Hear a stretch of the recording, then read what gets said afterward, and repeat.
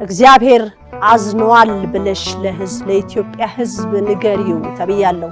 የኢትዮጵያ ሕዝብ ሆይ ሕዝብ እግዚአብሔር ተቆጥቷል፣ እግዚአብሔር አዝኗል። አንድ ክርስቲያን ነኝ ለክርስቶስ ቆማለሁ ያለ ሰው ዘፈንንና መዝሙርን ኃጢአትንና ጽድቅን እንዴት እኩል ማካሄድ ይፈልጋል?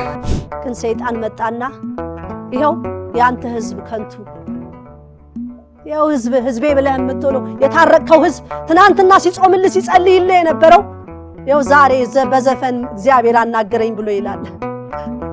በዲስቅልያ ዘፈን ኃጢአት ነው ብለዋል። ግን የቴዲ አፍሮ ሲሆን አይደለም ብለዋል። ነገሬ አላሉ መከራ በዝቶብናል እያልን ነው አይደል? የቴዎድሮስ ካሳሁን ዘፈን ተስፋ አይሆነኝም፣ መጽናናትም ሊሆንን አይችልም። በስመ አብ ወወልድ ወመንፈስ ቅዱስ አሐዱ አምላክ። ሰላም ለኩልክሙ ውዴ ዘኢትዮጵያ ቲም ተመስኮት ተከታታይ ሰላም እግዚአብሔር ከናንተ ጋር ይሁን በማለት መኑ ለበወ እምትውልድ ከትውልዱ ማን አስተዋለ በሚለው መርሃ ግብር ዛሬ ደግሞ የሙዚቃው ዓለም አምልኮ በሚል ርዕስ እናወጋለን። ይህን የማቀርበው አነ ወለተ መድን ውእቱ። እስከ ፍጻሜው ይከታተሉን። በሙዚቃው ዓለም ያሉ ሰዎች የእግዚአብሔርን ሕዝብ ወደ ሰይጣን አምልኮ እያጋዙ ይገኛሉ። የሙዚቃ ግጥሞች እርኩሳን መናፍስትን የሚያስወድሱ ናቸው። ዓለም በሙሉ በዘመናዊነት መልክ በዘፈን ተዘፍቋል። ብዙ ዘፋኞች አሉ፣ የአጋንንቱን ግብር የሚያከናውኑ ሰይጣናዊ ተጽዕኖ አድርገው ነፍስን ወደ ሲኦል የሚያስግዙ። ሕዝብ ሊያስተውል የሚገባው እግዚአብሔር በፍጹም በዘፈን አይወደስም፣ በመዝሙር እንጂ። ሰው ደግሞ የተፈጠረበት ዓላማ እግዚአብሔርን ለማመስገን ነው። የተፈጠርንበትን ዓላማ ስተን ወዴት እያመራን ነው? መኑ ለበወ እምትውልድ። ዘፈን መቼም ማጽናኛ የተባልኩትን ነው የምነግራችሁ። ማጽናኛ ሆኖ አያውቅም፣ ወደፊትም አይሆንም። እግዚአብሔር በዘፈን አናግሮ ሕዝቡንም አጽናንቶ ሕዝቡንም መልስ ሰጥቶ አያውቅም። ያውቃል። ምናልባት እኔ መንፈሳዊ ባልነበርኩበት ሰዓት እንደው እናንተ እስቲ ይሄን ዘፈን ስንሰማው በቃ ተስፋ ሆኖናል የምትሉት ካለ እስቲ ንገሩኝ። እንደው ግጥሙንም እስቲ ልስማው፣ እስቲ ህዝቡ ሚስማው እስቲ ነው አለ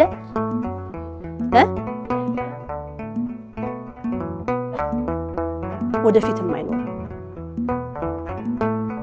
እግዚአብሔር ህዝቡን በዘፈን አጽናንቶት ተስፋ ሰጥቶት አናግሮት አያውቅም።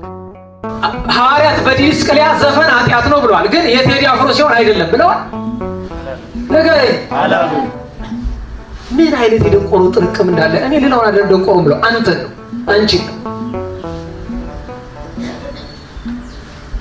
ሐዋርያት በዲስቅልያ መጽሐፍ በ27ኛው አንቀጽ ኢመፍቱ ይሁር ክርስቲያን ሀበቤተ ተውኔት ወዘፈን። ክርስቲያን ዘፈን እንኳን ዘፈን መዝፈንና ማዳመጥ የሚዘፈንበት ተውኔት ያለበት ቤት ክርስቲያን ቢሄድ ኃጢአት ነው ተብሎ ተጽፏል። ግን ሰይጣን መጣና ይሄው ያንተ ሕዝብ ከንቱ ያው ሕዝቤ ብለህ የምትለው የታረቀው ሕዝብ ትናንትና ሲጾምልህ ሲጸልይልህ የነበረው ያው ዛሬ በዘፈን እግዚአብሔር አናገረኝ ብሎ ይላል።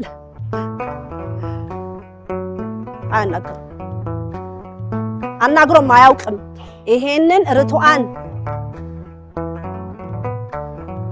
ወደፊትም ለልጅ ልጆቻችን ማስመር ያለብን ነገር ቢኖር ይሄ ነው። ትውልድ ይበላሻል፣ ትውልድ ይጠፋል። እግዚአብሔር አዝኗል ብለሽ ለሕዝብ ለኢትዮጵያ ሕዝብ ንገሪው ተብያለሁ።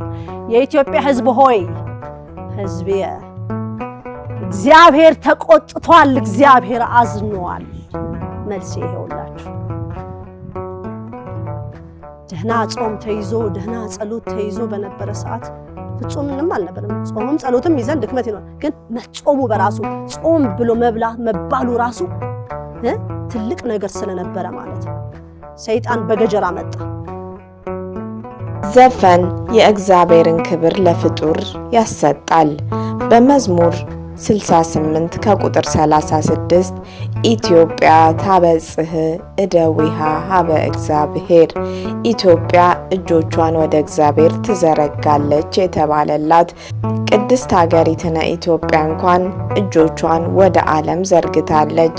በዚህም ምክንያት ኃይሏን ጸጋዋንም አታ ከዓለም መሪ የነበረችው ሀገር ዛሬ በመንፈስም በስጋም በታላቅ ውድቀት ላይ እንገኛለን። ይህ ትውልድ ዘመናዊነትን በሚል ስም የተሰጠውን የሐሰት ትምህርት እንደ ዕውቀት ቆጥሮ መጥፎ አቅጣጫ እየተጓዘ ነው። ከትምህርት ቤት ወጥኖ ሕፃናት የሚማሩት እንኳን ዘፈንን ነው። ኢትዮጵያዊነት አቅጣጫውን ስቶ ዘፈንን ባህሉ ካደረገ ቆይቷል። ዘፈን የወደቀው መልአክ እንጉርጉሮ ነው። ዘፈን ወደ ዝሙትና ወደ ክፉ ኃጢአት የሚያመራን የኃጢአት ስር ነው። ዘፈን የሚያዘወትሩ ሰዎች በአደባባይ ዝሙት ይፈጽማሉ። ዘፈን ኃጢአትን ደጋግመን እንድንሰራ የሚያደርግ የድፍረት ኃጢአት ነው። በዘፈን ቤተሰቦቻቸውን፣ ነፍሳቸውን ለአጋንንት ያስረከቡ በጣም ብዙ ታዋቂ ሙዚቀኞች አሉ። እያለቀስን ነው እያልን ነው አይደል? መከራ በዝቶብናል እያልን ነው አይደል? የቴዎድሮስ ካሳሁን ዘፈን ተስፋ አይሆነኝም፣ መጽናናትም ሊሆንን አይችልም። የሚያጽናና የእግዚአብሔር ቃል እንደሆነ ነው የሚነገረኝ። ይሄ ደግሞ ስህተት እንደሌለው መሰመር አለበት።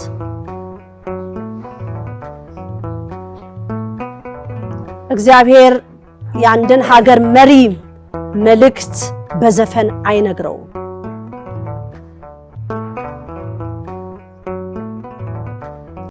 በዘፈን አናግሮትም አያውቅም። በታሪክ ከትውልዱ ማን አስተዋለ?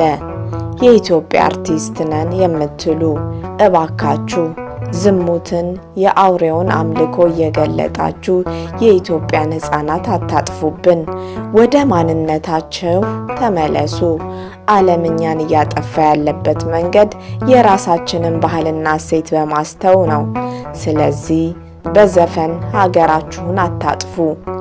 እውነት አበደልሽ ውሸት ሆኖሽ መላ፣ እንግዲህ ፊት የለም ልሂድ ወደ ኋላ እንደተባለ ውሸት የሆነው ዘፈን ጥበብ ተብሎ ትውልዱን ከእግዚአብሔር አርቆታል። የኢትዮጵያ ሕዝብ አሁን ሰዓት ባህሉን፣ ስርዓቱን ከአባቶቹ የተረከበውን አምልኮተ እግዚአብሔርን ከመተው የተነሳ ኢትዮጵያዊ መሆኑን እሱነቱን ጠልቶ እየከዳና ለሌላው ጥገኛ ለመሆን እየጣረ ሁሉን ከውጭ እየገለበጠ ጸጋውን አጥቷል። ትውልዱ ተው የተባለውን በፍጹም አይሰማም።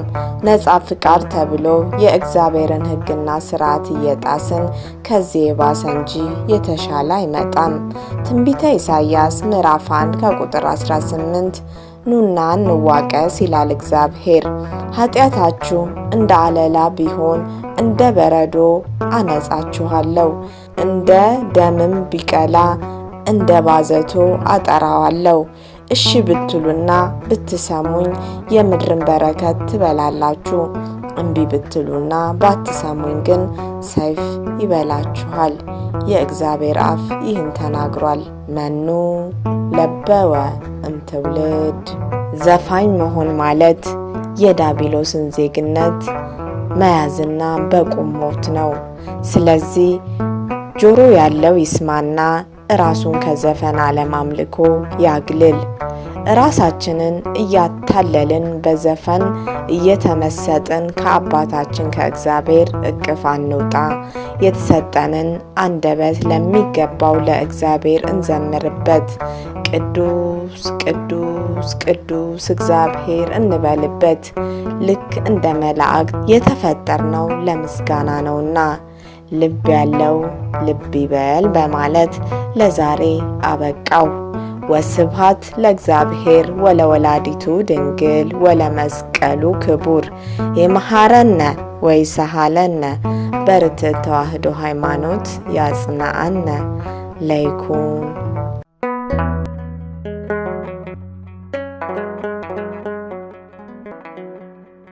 ዘኢትዮጵያ